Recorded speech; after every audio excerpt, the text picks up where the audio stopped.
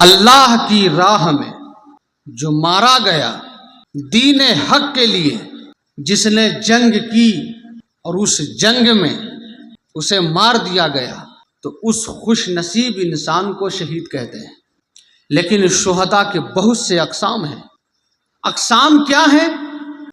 کوئی بچہ علم حاصل کرنے کے لیے، دین کا علم حاصل کرنے کے لیے گھر سے نکلا اور راستے میں اس کا انتقال ہو جاتا ہے تو اللہ اسے بھی شہادت کا درجہ عطا فرما دیتا ہے۔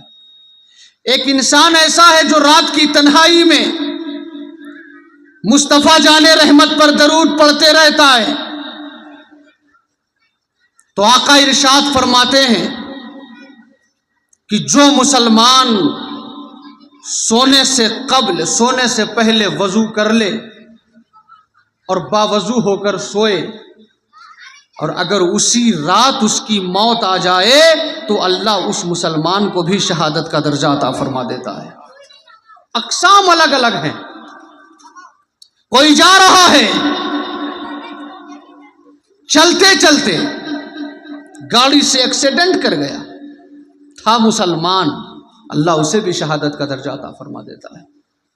جو عورت حاملہ ہو، اسی حالت میں اس کی روح نکل جائے، وہ بھی شہادت کا درجہ پا لیتی ہے۔ تو مطلب یہ ہے کہ اس کے اقسام بہت ہیں،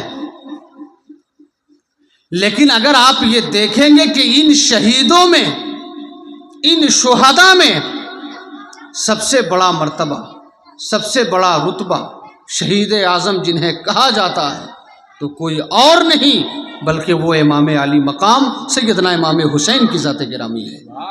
انہیں شہید اعظم کہا گیا، اور اسی کو قرآن کہتا ہے کہ جو رب کی راہ میں، جو اللہ کی راہ میں مارے گئے انہیں مردہ نہ کہو بلکہ وہ زندہ ہیں، زندہ ہیں۔ لیکن ایک فلسفہ، ایک بات اگر آپ ذہن لگائیں گے تو یہ بات آپ پر عیاں ہوگی کہ عجب اسلام کا فلسفہ ہے، عجب اسلام کا قانون ہے کہ جو انسان، جو مسلمان راہ حق میں، راہ جہاد میں مارا جائے تو اللہ کا کلام کہتا ہے کہ اسے مردہ نہ کہو، اور اللہ کا کلام جو کہہ دے اسی کو کہتے ہیں کہ وہ نص سے ثابت ہے، اس کا منکر کافر ہے، اسے مردہ نہ کہو۔ ہم نے دیکھا کہ جنگ احد میں حضرت امیر حمزہ کو شہید کیا گیا، صرف شہید نہیں بلکہ کلیجہ تک نکال لیا گیا، کان کاٹ لیے گئے، ناک کاٹ لیا گیا، ہاتھ کاٹ لیا گیا، پھر بھی قرآن کہہ رہا ہے وہ زندہ ہیں۔ اگر کربلائے معلیٰ میں دیکھو گے، حضرت عباس علم بردار کی جب شہادت ہوئی تو ہم نے ایک روز محفل میں یہ بتایا تھا کہ حضرت عباس اتنے لامبے تھے کہ کھڑے کھڑے اونٹ کی پیٹھ پر اپنا ہاتھ رکھ دیا کرتے تھے۔ جب اہل بیت اعظام کا وہ نورانی قافلہ دمشق سے واپس آنے لگا، میدان کرب و بلا میں پہنچا، حضرت سکینہ نے ایک چھوٹی سی قبر کو دیکھ کر پوچھا یہ کس کی قبر ہے؟ یہ لگتا ہے کسی چھوٹے بچے کی قبر ہے، یہ کس کی قبر ہے؟ کون پوچھ رہا ہے؟ وہ سکینہ جو امام علی مقام رضی اللہ تعالیٰ عنہ کی بڑی پیاری شہزادی ہے، وہ سکینہ جو امام کے سینے پر لوٹ لوٹ کر کھیلتی رہتی ہے، وہ سکینہ جو سیدہ زینب کو پھوپھی جان کہہ کر اپنی باتوں کو سناتی رہتی ہے، وہ سکینہ جب امام گھوڑے پر سوار ہو کر میدان جنگ میں جانے لگے، گھوڑے کی ٹانگ کو پکڑنے والی وہی سکینہ ہے، اور وہ کہہ رہی ہے خبردار میرے بابا جان کو اس میدان میں لے کر مت جانا۔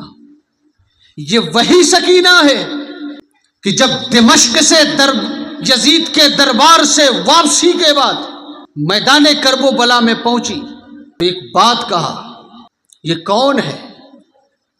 یہ کس کی قبر ہے؟ بہت چھوٹی سی قبر ہے۔ کیا میرے بھائی اصغر کی قبر ہے؟ بنو سعد کے لوگ، وہ لوگ وہاں موجود ہیں۔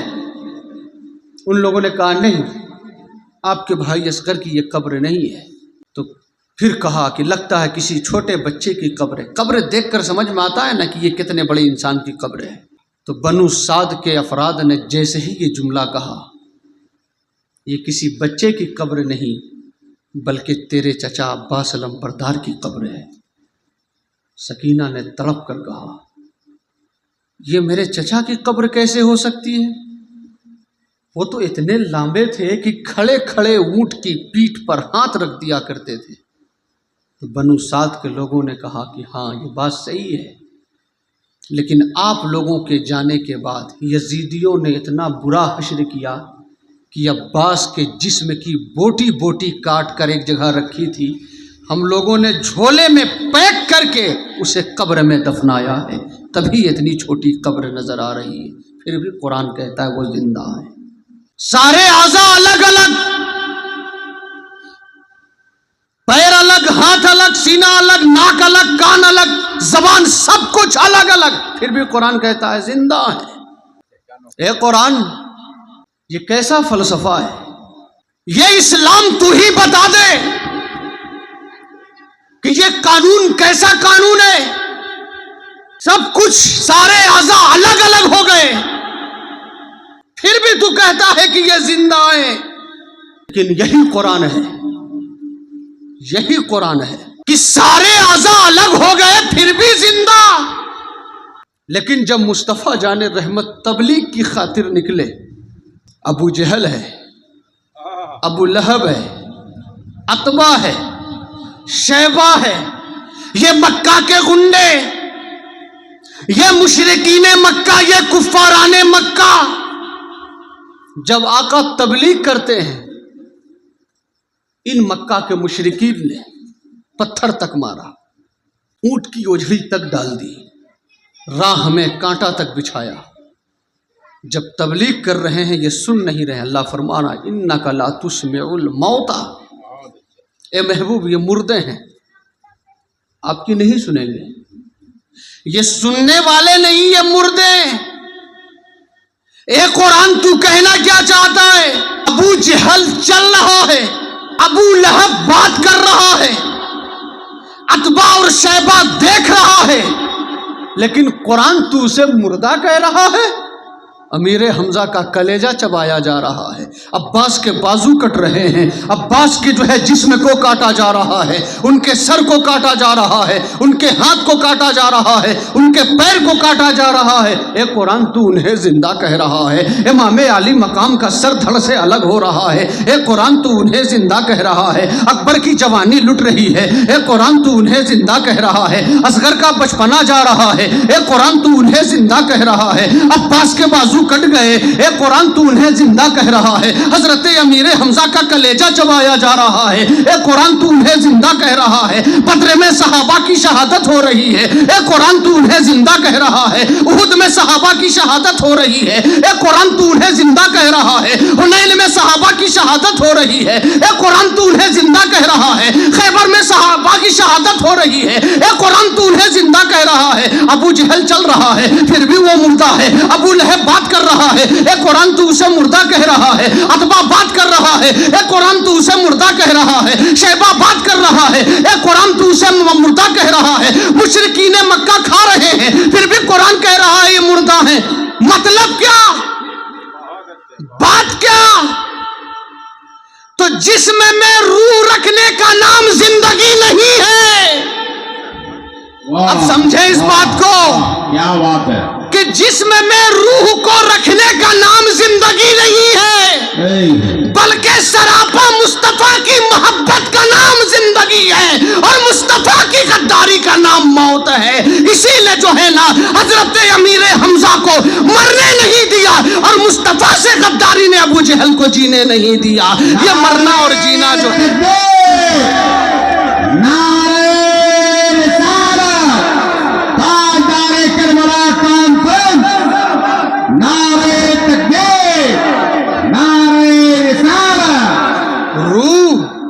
جسم میں روح کو رکھنے کا نام زندگی نہیں ہے. کیا نکتہ ہے بھائی؟ اگر جسم میں روح کو رکھنے کا نام زندگی ہوتا تو ابو جہل چرتا پھرتا زندہ ہوتا، لیکن قرآن اسے مردہ کہہ رہا ہے. بہت اچھا. कब समझेंगे आप?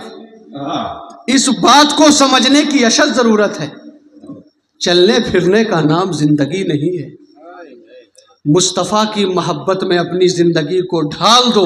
जब तक ज़िंदा रहोगे ज़िंदा हो, मरने के बाद भी ज़िंदा हो, मरने के बाद भी ज़िंदा हो। तभी तो देखा गया कि जब इमाम अली मकाम के सरे अनवर को धड़ से अलग किया गया तो जब यजीद के दरबार में दिमश्क का रखते सफ़र बांधा उन लोगों ने, तारीख़ ये बताती है कि कटा हुआ सर हुसैन का नेज़े पर कुरान पढ़ रहा है, कुरान पढ़ रहा है।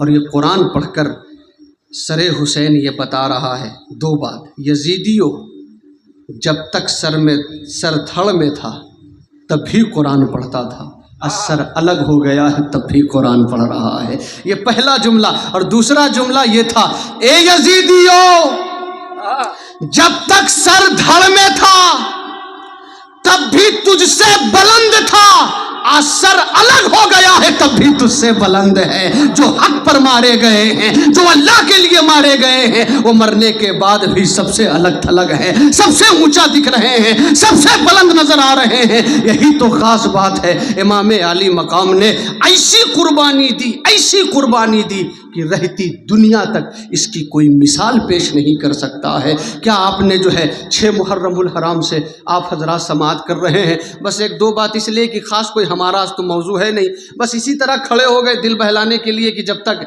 आपके मेहमान खुसूसी जो मुकर्रिर हैं, जब तक रौनकें स्टेज ना हो जाएं तो हमें बोलते ही रहना। तो इसी तरह बस चंद बातें आप हजरात तक पहुँचाने की कोशिश करेंगे। अगर कोई ख़ास मौजू होता तो फिर अलग बात होती। बहरहाल, वला तक़ूलू लिमन युक़्तलू फ़ी सबीलिल्लाहि अमवात, मुर्दा ना कहो बल्कि ये जिंदा हैं,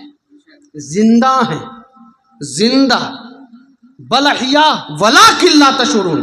हाँ, लेकिन तुम्हें इनकी जिंदगी का शऊर नहीं, तुम्हें खबर नहीं ये किस अंदाज में जिंदा है। दुनिया तो ये देख रही है, दुनिया तो ये जान रही है, लेकिन चलें, जब आप इतने हजरात पहुंच गए तो 2-3 खास बात बता ही देते हैं, इसलिए कि इंशाअल्लाह रहमान कुछ सीखने का भी मौका मिलेगा। एक सवाल, इमाम अली मकाम मदीने से रवाना कब हुए? दूसरा सवाल कि जब इमाम अली मकाम मदीने से रवाना हुए तो फर्स्ट में कहाँ गए? तीसरा सवाल कि जब इमाम अली मकाम मदीना मुनव्वरा से रवाना होकर वहां पहुंचे तो वहां से किसको कूफा भेजा? तीन बात कह देंगे, मेरी बात मुकम्मल हो जाएगी। तो पहला सवाल यह है कि इमाम अली मकाम मदीना मुनव्वरा से अपने खानवादे के लोगों को लेकर रवाना कब हुए? तमाम मुअर्रिखीन का इस बात पर इत्तिफाक है कि 4 शाबानुल मुअज्जम, याद कर लीजिएगा इसको, जिसको आप शब बारात का महीना कहते हैं। 4 शाबानुल मुअज्जम को इमाम ने मदीना छोड़ दिया था। याद कर लीजिए, आज जो है ना इसको याद कर लेंगे तो इंशाअल्लाह रहमान ये 5 दिन आना आपका वसूल हो जाएगा। 4 शाबानुल मुअज्जम को इमाम ने मदीना छोड़ दिया। और खास तौर से सवानेह करबला में अल्लामा नईमुद्दीन मुरादाबादी ने, खुतबाते मुहर्रम में हजरत फकीह मिल्लत ने, अलग अलग उलमा ने, और अगर हदीस की किताबों में देखेंगे तो तारीख इब्ने कसीर तफसीर की किताब है, वाक़यात की किताब है, और इब्ने असाकिर ने बहुत से वाक़यात को नकल किया। बस इन 4-5 किताबों से आप हजरात तक चंद पैगामात पहुंचाएंगे। 4 शाबान को मदीना छोड़ दिया, लेकिन जब मदीना छोड़ रहे हैं कैफियत क्या है, हालात कैसे हैं? अपने घर वालों को साथ में लिया, अपने नाना की बारगाह में एक आखिरी सलाम अर्ज किया है। जरा सोचे तो सही, वो इमाम मदीना छोड़ रहे हैं جہاں آپ کی ولادت ہوئی ہے، جہاں آپ کی جوانی بھی گزری ہے، جہاں آپ 56 سال سے اسی مدینے میں مقیم ہیں۔ پوری دنیا کا غریب تمنا کرتا ہے اور دعا کرتا ہے رب کی بارگاہ میں، الہ العالمین کاش میرے پاس دولت ہوتی تو تیرے محبوب کا دربار دیکھ لیتے۔ بڑا نام سنا ہے کہ وہی تیرے محبوب کے شہر مدینہ کی گلیوں کو کہ جن کے بارے میں بریلی کے تاجدار نے کہا تھا حرم کی زمین اور قدم رکھ کے چلنا، ارے سر کا موقع ہے وہ جانے والے، وہ حرم، وہ روضہ رسول اور مدینہ منورہ کی گلیاں، ہر غریب کی ایک آرزو، ایک تمنا ہے، کاش میرے پاس دولت ہوتی تو شہر مدینہ دیکھ لیتے۔ لیکن اے امام، کس دل سے آپ آج مدینہ چھوڑ رہے ہیں؟ ایک سلام کیا ہے، نانا جان اب آپ کا نواسا آپ کو چھوڑ کر جا رہا ہے۔ جب سلام کیا تو آنکھوں سے آنسو جاری ہو گئے، تو عشق نے طلب کر کہا یہ وہی نواسا آخری سلام کر رہا ہے جو نواسا کبھی دوشے انور پر سوار ہو جاتا۔ یہ وہی نواسا سلام کر رہا ہے کہ جب کبھی پیاس لگتی مدینے والے مصطفیٰ اپنی زبان مبارک چسایا کرتے۔ آج یہ وہی نواسا سلام کر رہا ہے کہ مصطفیٰ اپنے کاندھے پر سوار کر کے مدینے کی گلیوں میں ٹہلایا کرتے۔ آخری سلام عرض کیا ہے، سلام کے بعد پھر کیا کیا؟ اہل بیت اعظام کا اپنے گھر والوں کو ساتھ لیا۔ تو دوسرا سوال یہ تھا کہ گئے کہاں؟ 4 شعبان کو مدینہ چھوڑا اور وہاں سے مکہ معظمہ پہنچ گئے، تو کوفہ سے بہت سے خطوط آئے، بہت سارے خطوط آئے، اے امام آ جاؤ، آپ کے ہاتھ میں ہاتھ دے کر بیعت کرنا چاہیں گے۔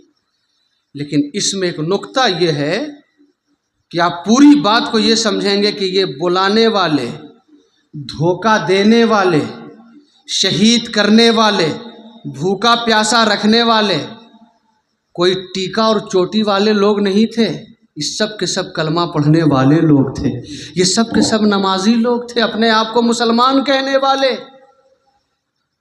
تو امام نے فرمایا ایسے نہیں، 150 تقریباً کم و بیش خطوط آئے۔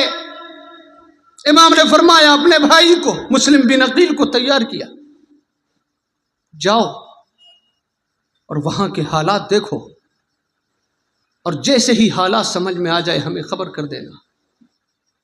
حضرت مسلم بن عقیل جب نکلے ہیں، چھوٹے دو شہزادے، 2 شہزادے چھوٹے چھوٹے، ایک کا نام محمد، دوسرے کا نام ابراہیم، یاد کرتے چلیے گا۔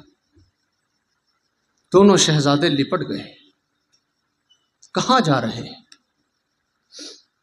حضرت مسلم نے فرمایا بچوں گھر میں رہو۔ کہا نہیں، آپ کا ساتھ میں نہیں چھوڑ سکتا، اب جہاں جا رہے ہو میں جاؤں گا۔ بہرحال ساتھ میں لیا۔ جب کوفہ پہنچے تو جن لوگوں نے خطوط بھیجے تھے، بڑا عجب منظر، بڑا عجب نظارہ۔ ایک روایت میں ہے کہ 12,000 لوگوں نے حضرت مسلم کے ہاتھ پر ہاتھ دے کر بیعت کر لی، اور دوسری روایت میں 18,000 لوگوں نے، اور تیسری روایت میں 40,000 لوگوں نے۔ بہرحال جو بھی روایت صحیح ہو، اتنے 1000 لوگوں نے ہاتھ میں ہاتھ دے کر بیعت کر لی۔ فوراً انہوں نے خط لکھ دیا، اے امام یہاں کے لوگ بڑے اچھے ہیں، آپ چلے آئیے۔ خط تو دے دیا، خط تو لکھ دیا، بھیج دیا، بس شارٹ میں بتا دینا چاہیں گے، جن 12,000 لوگوں نے حضرت مسلم کے ہاتھ میں ہاتھ دے کر بیعت کی تھی، تو اس وقت کوفہ کے گورنر صحابی رسول حضرت نعمان بن بشیر تھے۔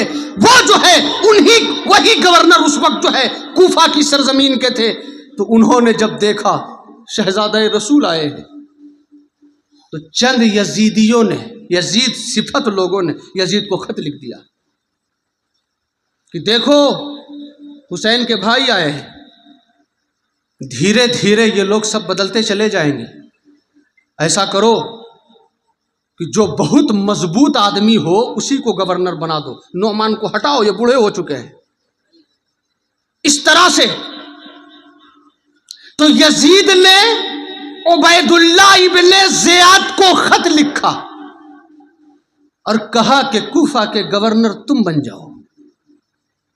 اور جب ابن زیاد آیا نا، یہ بہت بڑا شرابی، بہت بڑا عیاش، بہت بڑا ظالم و جابر، تو اس نے فرسٹ میں اعلان کروایا کہ مسلم سے کہو یزید کے ہاتھ میں ہاتھ دے دے، لیکن واہ رے گھرانے رسول کا فرق، واہ رے امام علی مقام کا بھائی، واہ رے شہزادہ رسول، کہہ دیا کہ یہ پاک ہاتھ یزید کے ناپاک ہاتھ میں نہیں جا سکتا، یہ میرا پاک ہاتھ میرے پاک بھائی کے پاک ہاتھ میں جائے گا، یعنی امام علی مقام کے ہاتھ میں ہاتھ جائے گا، یزید کے ہاتھ میں ہاتھ نہیں جا سکتا۔ تو ایک موقع سے ابن زیاد نے انہیں کہہ دیا کہ وہ فاسق تک مسلم بن عقیل کو کہا گیا۔ ایک بندے نے تو یہاں تک کہہ دیا جب حضرت مسلم کا گھیراؤ کیا گیا، جو 12,000 دکھ رہے تھے اب کوئی نہیں دکھ رہا ہے، ابن زیاد نے اعلان کروایا کہ مسلم بن عقیل کا جو ساتھ دے گا اس کی گردن کاٹ کر اس کے دروازے پر لٹکا دیا جائے گا اور اس کے پورے گھر کو سزا دی جائے گی۔ تو یہ جتنے ہیں سب پیچھے ہٹتے چلے گئے، اس لیے کہ اس میں وفادار نہیں ہے۔ اگر کوئی سچا وفادار ہوتا تو جان جاتی ہے تو چلی جائے، جب ہاتھ میں ہاتھ دے دیا ہے تو جان دینا گوارا ہے، لیکن ابن زیاد کا ساتھ دینا گوارا نہیں ہے۔ اب جو ہے کیا ہو رہا ہے کہ جن لوگوں نے وعدہ کیا تھا اب پیچھے ہٹ رہے ہیں۔ حضرت مسلم بن عقیل کو گھیراؤ کیا گیا، لیکن جو ہے بچاتے ایک عورت کا گھر دکھا، ایک عورت کے پاس گئے، عورت سے کہا کہ آج رات میں تیرے گھر میں ٹھہرنا چاہتا ہوں۔ کہا تو ہے کون؟ نام بتا دیا، میں مسلم بن عقیل ہوں، شہزادہ رسول ہوں۔ تو اب اس عورت نے اپنے گھر میں جگہ دے دی، رات گزری، لیکن اعلان ہو رہا ہے اس بڑھیا کا بیٹا بدبخت ازلی کہ جب یہ بات سامنے آئی تو اس نے کہہ دیا کہ یہ ابن زیاد جس مسلم بن عقیل کی تلاش میں ہو وہ مسلم کہیں اور نہیں بلکہ میرے گھر میں پناہ لے رہا ہے۔ نعرہ تکبیر، نعرہ رسالت، جماعت رضائے مصطفیٰ، علماء اہل سنت۔ آپ حضرات بیٹھ جائیں، بیٹھ جائیں، ختم کر دیجیے۔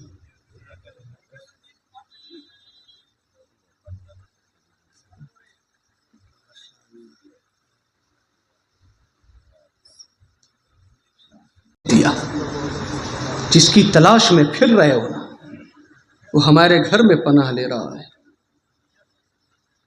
ابن زیاد نے حملہ کروایا